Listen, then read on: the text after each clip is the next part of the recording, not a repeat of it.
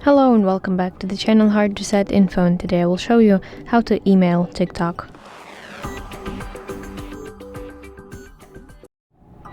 So unfortunately there is no option to email TikTok, and instead you will need to contact TikTok via their support page.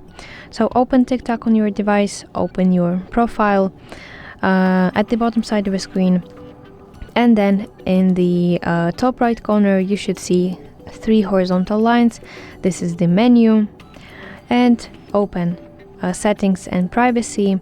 Here scroll down to the section report a problem, and here you can choose the topic that best matches your issue. But for example, if your issue doesn't match those suggested issues, you can write to the TikTok's customer support. So this is the button "Chat with us," and this will open TikTok customer support page. Here, send them a message, and they will reply to you as soon as possible.